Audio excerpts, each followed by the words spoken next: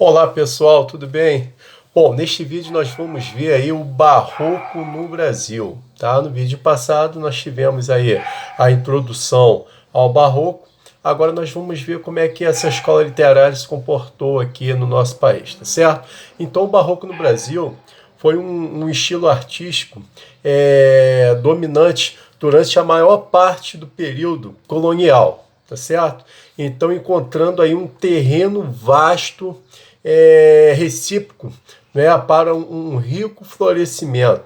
Então fez, né, a sua separação no país do início do século XVIII, né, introduzido por missionários católicos, tá, especialmente jesuítas. Então, que para lá, né, se dirigiram a fim de catequizar, né, e aculturar os novos indígenas nativos. Então, gente, olha só, então, catequizar, o que é catequizar? Catequizar é converter ao cristianismo.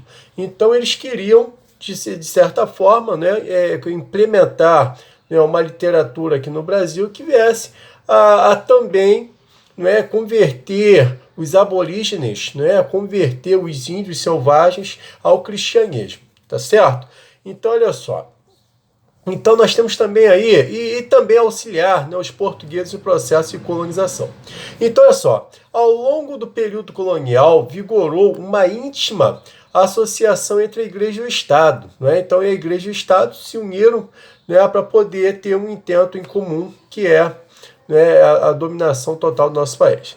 Mas como na colônia, né, não havia uma corte que servisse de mecenas, né, como as elites, né, não se preocupavam em construir palácios ou patrocinar as artes, né, profanas, senão no fim do período, e como a religião não exercia enorme influência no cotidiano de todos, né, deste conjunto de fatores, deriva que a vasta maioria, né, do legado barroco brasileiro esteja na arte sacra, né, nas estátuas, pintura e obra, na talhação para decoração de igrejas e conventos ou para o culto privado.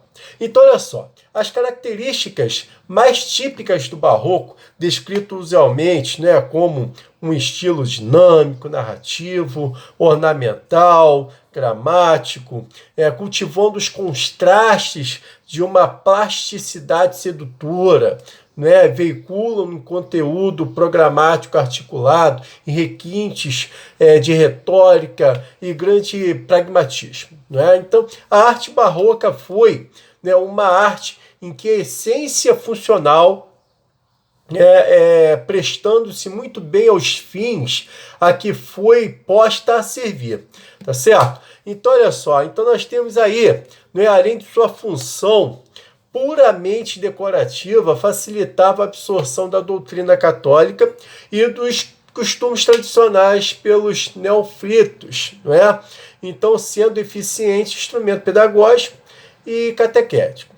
Logo, os índios, né, pacificados, né, mais habilidosos, e depois negros importados como escravos, né, da África, expostos maciçamente à cultura portuguesa, de meros espectadores de sua integração e estabilização, começaram a dar ao barroco europeu frações, né, ou melhor, feições novas, originais, e por isso se considerava que esta aclimatização constituía um dos primeiros testemunhos da formação em uma cultura genuinamente brasileira. Então nós podemos dizer, né, que mesmo a gente tendo aí a questão né, do quinhentismo brasileiro, nós temos aí o barroco, né, sendo a primeira arte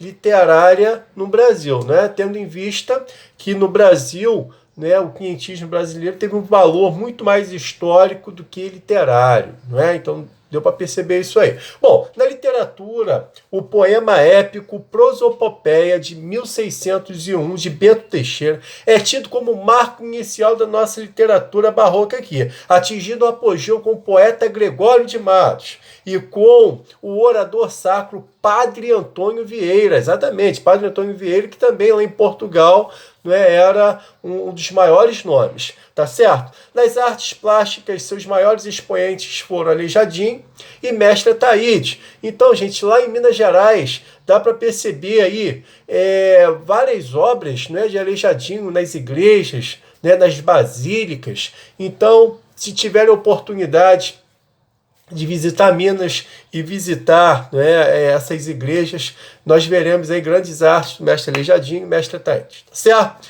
No campo da arquitetura, esta escola se enraizou principalmente no Nordeste e Minas Gerais, mas deixou grandes e numerosos exemplos de quase todo o restante do país, do Rio Grande do Sul ao Pará.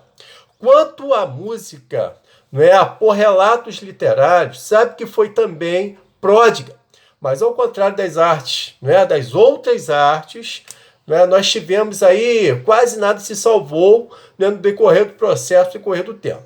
Com o desenvolvimento do neoclassicismo e do acadicismo, a partir aí das primeiras décadas do século XIX, a tradição barroca caiu rapidamente em desuso da cultura da elite. Porém, ele sobreviveu na cultura popular, tá? Especialmente em regiões interioranas, no trabalho de sarteiros, em algumas atividades, tá certo? Em trabalho de sarteiros, em trabalho de santeiros, o pessoal aí que fazia aqueles santinhos, não é isso? Para poder vender em festas e etc.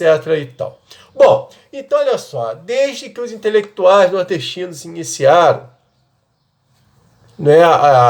ali no século XX, também trazendo para todo o Brasil, nós temos um processo de resgate do barroco nacional, grande número de edificações e acervos de arte, já até protegidos pelo governo em suas várias instâncias, Então foram tombados aí pelo governo como patrimônio nacional, tá certo?